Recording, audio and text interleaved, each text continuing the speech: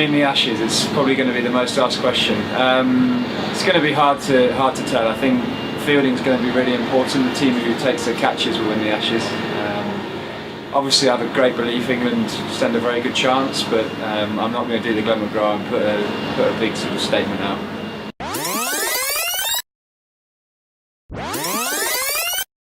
Ian Botham for one, obviously hugely successful Ashes cricketer. You can think of many games that he won for England. Glenn McGrath would have to be on there. He sort of bowled us out throughout the 90s and early 2000s with amazing skill. Bumble, I'd have to have David Lloyd, just for his banter. He's a very funny man to be around, so he can tell some good fun stories. That's three for. I'm going to go. So I was going to have Mike Gatting, but because he won in 86, 87, but that food bill will go through the roof, wouldn't it? So I'm going to have to go Freddie Flintoff, because I don't think anyone will have a better series than he did in 2005, the way he affected cricket games, obviously scoring hundreds. He took five, which took really important wickets. And I'm going to go for a current teammate in Graham Swan. Very funny man. I think him and Bumble would tell some good stories over dinner and keep the banter alive. There's some beautiful grounds in Australia to play at, notably Adelaide, but I think my favourite memory would be the Oval. I think with it being the fifth test, most times you get the success there, you get the Ashes lifted there, so you always get some pretty interesting tight games, and having had success there in 2009, I'm very hungry to do it again this year.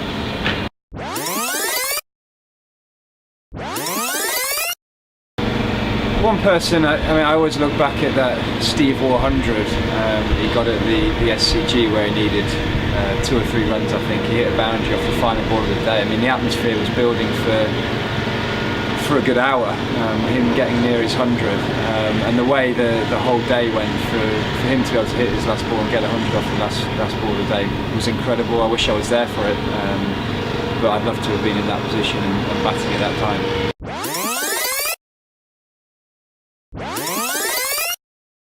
It's probably the 2009 game here. We hadn't beaten Australia here for 74 years. We got an absolute flyer at the start. I think we were 160 or something at lunch. We smashed it everywhere, which as a bowler, it's a dream, because you can go up to the Lord's lunchroom and fill your boots. So yeah, we performed really well. I think it finished with a packed house here on the Monday and Freddie getting 5 for. And that was a very, very memorable day in my career, and obviously being at Lord's and winning here was very special. England in the second innings at Brisbane, I mean, we were behind the game in 2010. We had to bat well over a day and a bit to survive, and we ended up getting 530 odd for one. Cookie double 100, Straussy 100, Trotty 100, and I mean, that was a hugely special time to be involved. The discipline we showed to bat that amount of time eventually made us win that series, and it was brilliant to see.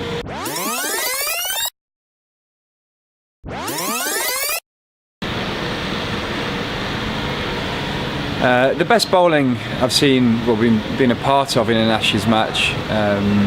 Actually, it didn't affect the eventual result, because there was quite a lot of rain around at Edgbaston at the time. But after a tough first day, England came back on the second morning. I remember Graham Onions got Watson first ball and Hussey second ball of the day, and we ended up bowling Australia out in 2 hours, which was really special. It gave us as a bowling unit confidence to go on and win that series, and the atmosphere at Edgbaston that day was fantastic. I mean, to take, was it 9-10 wickets in 2 hours is a phenomenal effort, and we actually did it a couple of times that series, so it gave us a huge amount of confidence.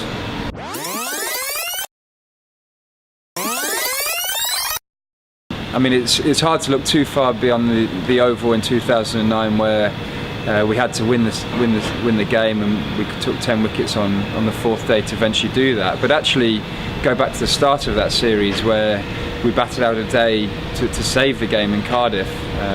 We'd been outplayed in that Test match, and I remember Monty and Jimmy sort of surviving half an hour at the end of the day after an amazing effort from Paul Collingwood to do that, and the nerves in the changing room were unthinkable.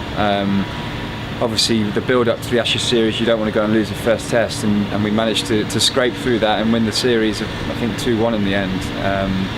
I've not felt nerves like that very often, and that was obviously the first time I had felt it in an Ashes series.